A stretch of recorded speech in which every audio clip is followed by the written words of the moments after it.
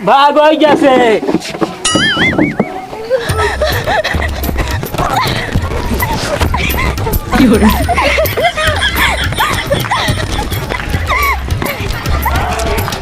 मिया की डाढ़ मैया लावेली झूलुआ की झूली रे झूली ना सातो बहनी गावेली गीत की झूली रे झूली ना।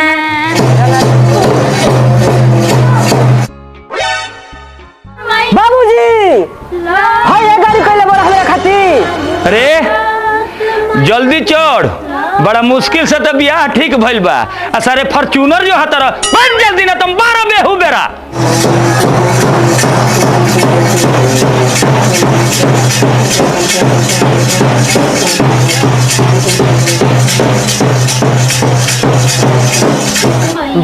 बाप हमारे एकदम कंजूस हो गई, साफ हो एकदम। चल चल बैठ, खाली कंजूसी रहता, खाली कंजूसी, कोनो चीज में कंजूसी है। पूर्ण गौरम करुणाय अवतारम संसार सारम भुजगेंद्रहारम। अरे बाजा वाला बाजा बजाओ।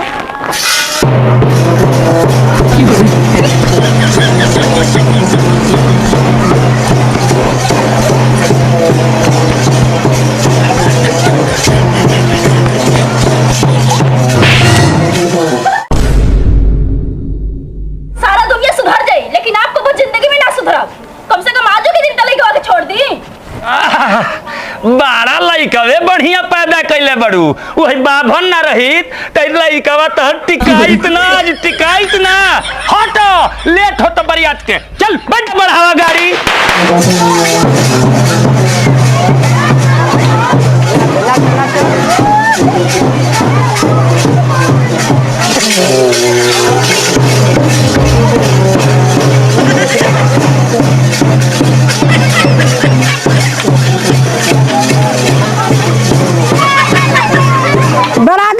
अरे बाप रे बाप, कैसन बना दिले रे। यहाँ तना मोए बांध पर के खेत बेच के मोए दहेज दे देनी।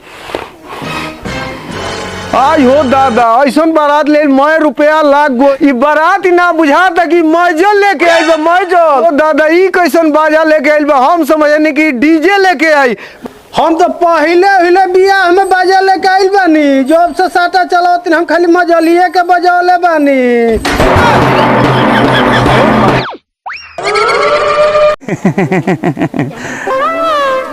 ना भेटल है से कोनो तो ये करे के कोले निहा जात रहला बजावे मजली में केहू के। खाली पैसा दी हमार, और दुआरा लगी चाहे ना लगी, हमारा जाए के मजल लेके लालपति बाबा के। जल्दी पैसा दी। दीही तरह के पैसा ले है 100 रुपया धर और तने लेके बड़े अब भागा सब जहाँ जाए के बता, हमार हो जाए काम, लग जाए दुआरे बस। है 100 रुपया दिला बड़ा, याद रखे मुआबा तो हम ही बाजा बजावे आई। चलो चले, चलो सुन के चली जा। तमेव माता चकिता तमेव द्रविड़म तथा तमेव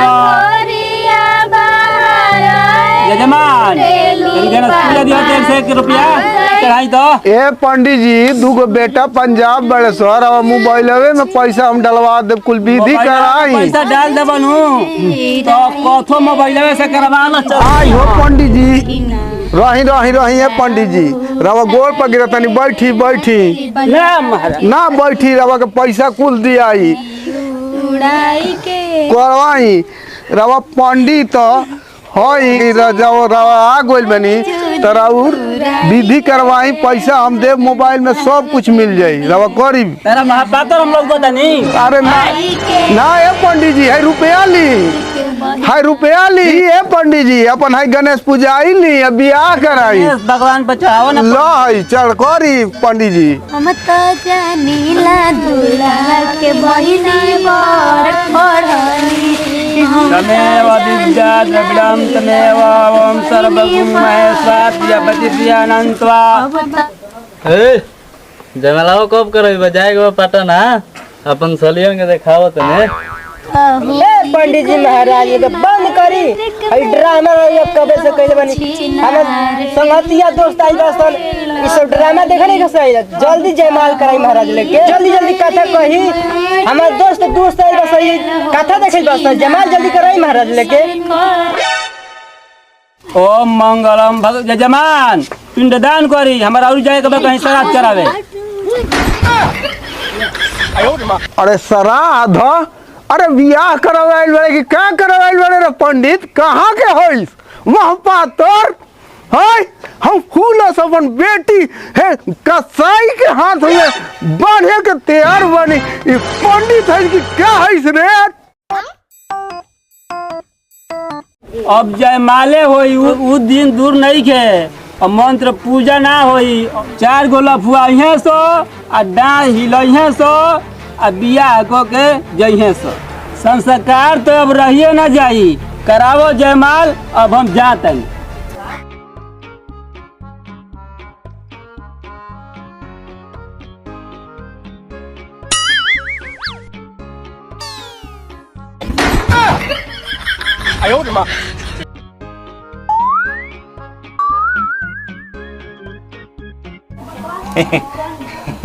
जजमान यही खातिर लिया इला बराती हमारे के आई 20 कोटा मरीचा गावना बराती में चल पानी पिए गए।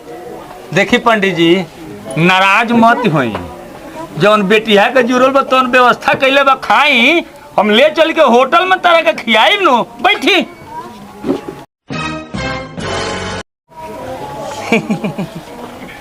क्या खियाई बा 3 दिन से नून पी कर आने के बराती जाए के बा तेरी बहुत तक भोजन मिली नाश्ता मिली आज मरीचा बिस्कुट धरवा दिहल। महाराज जी खींची खींची पंडित जी बिस्कुटवा गते से दाब ली अहली हमारो मरीचावा पंडिताइन हरदम चरचरात रहे ले जाके दे दे कि परपरात रही है और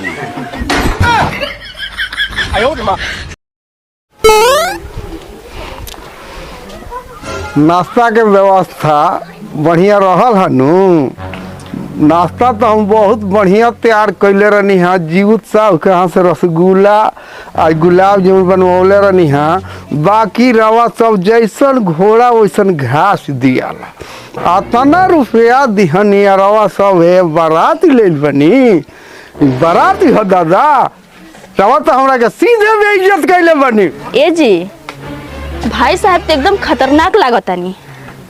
आधा घंटा खती अइलू ना अब भाई साहब पर मुहे लगलू तनी इनियो ताकिलो हमारा में का कमी बा। जाई जाई समझ दी आ जयमाल के तैयारी कराई जाई।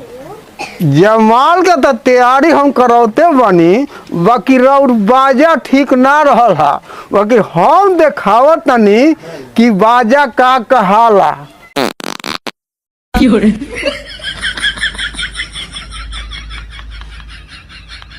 देखलू हा कि दुआरे बारात आ गइल बा तो घरवा में तू स्नो पाउडर लगावत लुहा ओसे का हेमा मालिन बन जेबू। जैसन तू बारू वैसने नु चेहरा तार रही आय तारा पर तो बहुत हम भरोसा लगौले रहनी हा।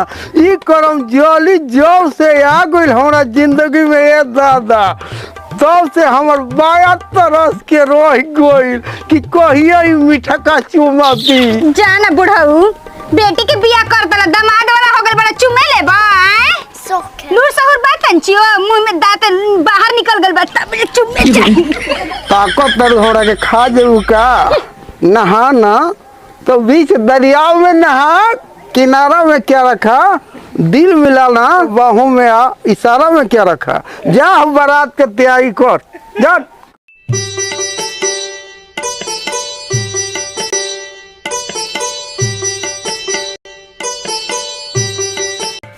कितना निमन गाल बाटे एकदम मुलायम मुलायम। हटा है हमारे बाजू में।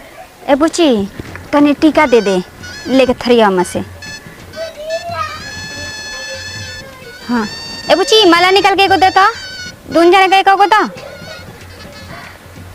हाँ हाँ हाँ हाँ लिहिन जी लिहिन दमाजी।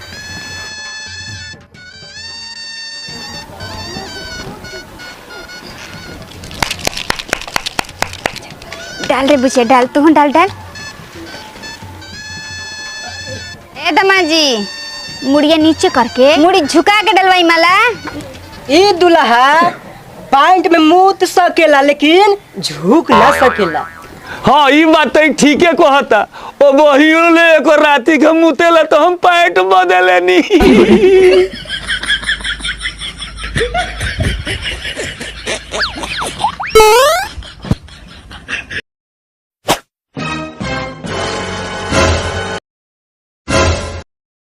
बाबूजी हम इतना तारे खातिर बोझ होकर रनिया कि हमरा खातिर कुकुर बिलार के लेके आ गेल हा शादी करे खातिर।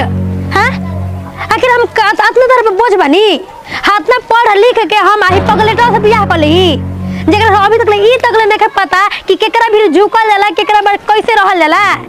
मुंह तो कर दो अभी कपड़ा अगर फाड़ दी।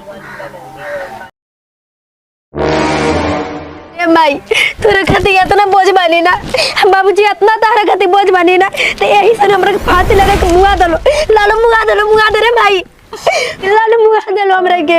ना है बेटी आज हमार आँख खोल दे दू ऐसा अब ना होखे दे और ना ऐसा समाज में होई।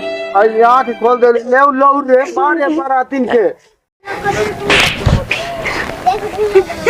उस समाज उस जमाना गोइल ठीक नु। हम अपन बेटी का भाटी ना दे। बहुत आदमी पहले की बेटी के हसी केहू से बियाह करा देते रहला। अब हम कहता नहीं जमाना हो सो हमरा उसे कोनो फर्क नहीं के पड़े वाला लेकिन हम अपन बेटी के बियाह आई पगलेट से ना करम कोनो हालात में ना करम।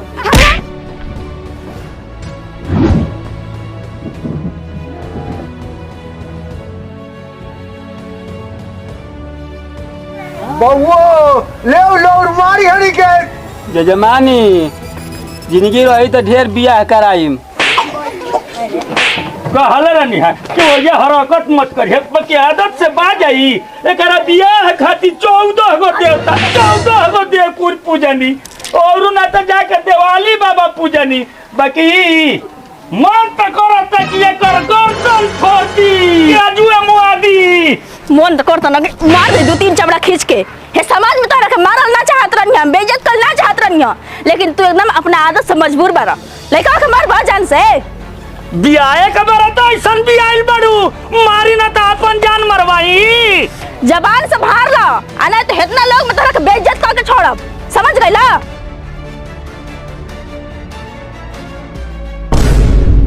भाग गई जैसे